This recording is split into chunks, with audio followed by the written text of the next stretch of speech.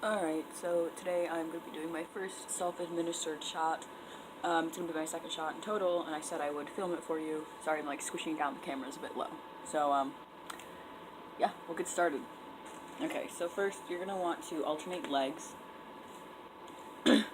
Sorry, I sound weird, I just woke up. Okay, so you're going to alternate legs. I had my first shot in this one, so I'm using this one. So, just going to pull up my hands here real quick. A way to find it is you don't want to do the inside. So I found like a little chart, and you just basically put your hand here, hand at the base of your leg, and one below your knee. So I'm going to want mine in this area here. And you can also flex your leg to see where the muscle is. You want it in there. Okay. So my syringe. You're going to want 2 needles. Prep pads, which are like alcohol swab type things. I like my Band-Aids, so I'm going to use Band-Aid, and then obviously your testosterone. Okay, so we're going to start off by opening up a prep pad. Now this I'm going to actually be using to wipe off my testosterone, just because after you break the cap off on the first time, you get left with this little guy, which still has a seal, but you still want to clean it to make sure you're not pushing any bacteria in there. So I'm just going to go ahead and make sure that's nice and wiped down. Okay. My syringes and needles don't need wiped down because they are still in the airtight airlock seal, so they're sterile. I'm going to go ahead and open this. I'm going to go ahead and open my syringe just to show you. Most guys that I know get the insulin syringes, which is what mine is as well. This little guy. What's really important that I mention is that you need to find out your units versus what your actual dosage dose is. Okay, sorry.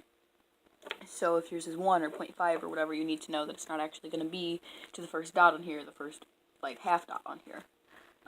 If it was 1, you'd go to 10 or 100. Sorry, if it was 1, you'd go to 100. If it's 0.5, you're going to go all the way to 50. You have to learn your units on here, so I'd suggest you do that when you find out your dosage. Okay, you're going to want 2 syringes. Now, I'll explain why I'm doing this. You need to switch your syringe after you draw it up from your vial. So, alright, you're going to go ahead and just stick that on there and then turn it until it won't turn anymore. Done. Take this, and you're going to fill it up to your dosage. These are how long the needles are. See that? Okay, you're just gonna... also, a tip I found online is... Sorry, I'm knocking my boxes off and stuff. Is you don't need to, but it's good to fill it up to whatever your dosage is with air. That way when you put it in here, you can push that air in, so you don't get a negative vacuum seal on the inside of your container. Okay. Go ahead and put that straight in there. Head and flip it upside down. I'm just going to go ahead and push that air in there. Very slowly, because it is a very thick liquid, just so you guys are aware. I did not get any thicker needles to draw out the testosterone, which normally they do, just because it is thick, you get a bigger gauge. Oh yeah, that's what I was going to do. I'll go get my piercing needle so I can show you guys that gauge difference I was talking about showing you. But yeah, it is quite a thick liquid, so you see it's drawing out kind of slow. Go and do that, and you can push the air you're getting back in. It's up to you whether if you want to do that while still drawing up or wait until you have what you think is going to be enough. But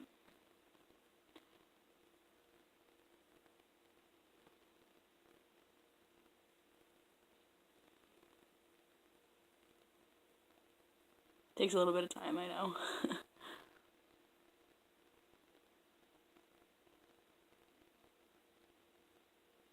Okay, now you're going to make sure it's exactly on that line you need it on. And make sure to get any air bubbles out. Sorry, I have an air bubble right there. I want to get that out. Now this is not like a intravenous shots. It is not going in your veins, so an air bubble will not kill you in this circumstance. Some trans guys say, oh, it makes the injection site hurt a little bit more. Other people say it doesn't affect it at all. So we'll just have to see, I guess.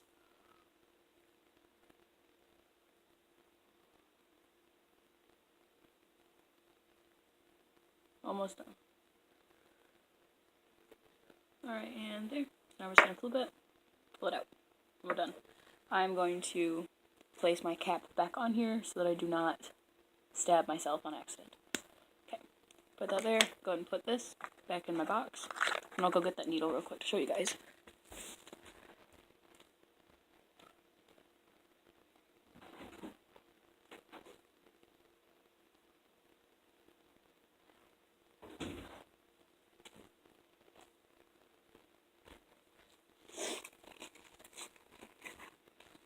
Okay, hi.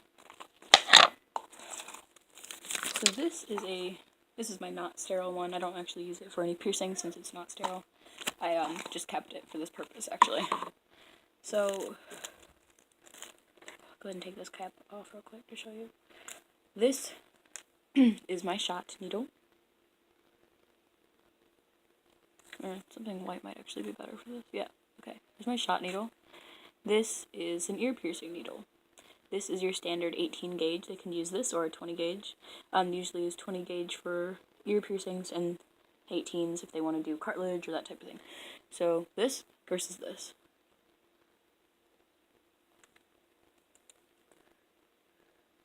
So this does not hurt very badly, or at least not to me.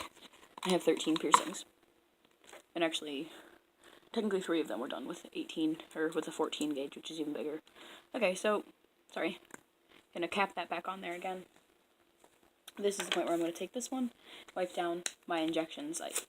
Little thing before I even switch syringes here, needles. I wipe down the entire area that could be possibly injected into, okay? Okay, now I'm gonna open this and switch my syringes, and that is because, or my needles, sorry I keep saying syringes. What happens is your needle gets stripped when you inject it into, or when you insert into anything. Even just that little rubber cap piece, still getting some things on it. Okay. Yep.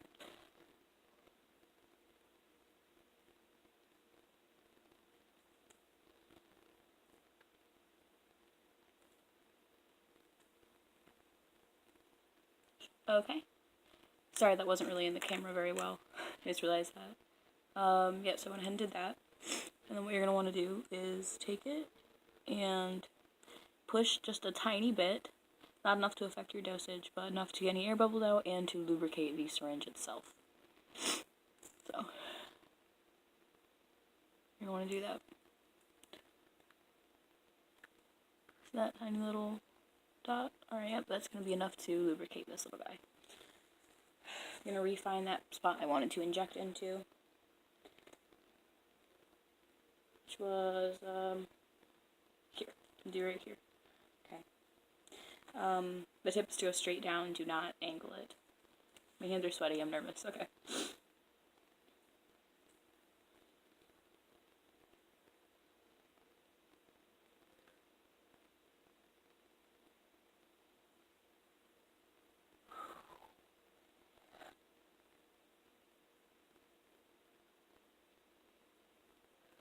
Okay, it's in my skin. Very slowly going to inject.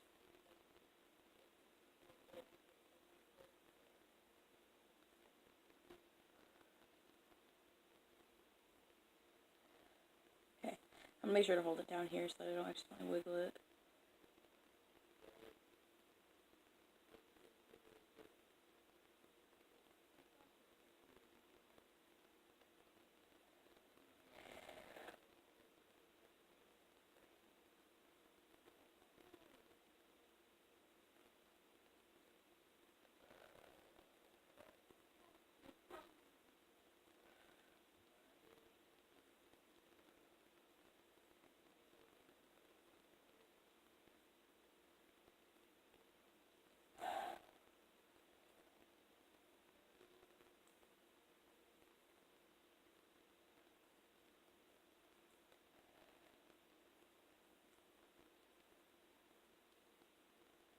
Okay, and we are done. Simply just going to take it out. There you go. Okay. This is what it looks like. Literally right there. Okay.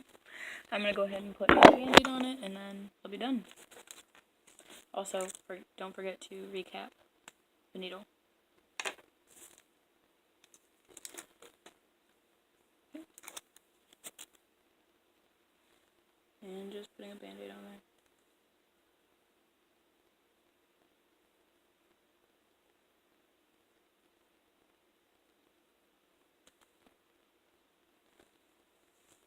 Alright, we are done. Alright, let me tell you. Did it hurt? No, it didn't. I had some issues just because I'm really shaky because I was really nervous. Also, my hands are sweaty when I get nervous, so I was having some issues pushing down on the thing without my hands slipping. That is why I was repositioning, holding it so much, is I didn't want to wiggle it around. That's not a good thing to do with any needle ever. Yeah, that was awesome. Alright. Maybe I'll record one in the future by actually holding my phone so you can actually kind of see a better angle. Who knows? Alright. Peace out.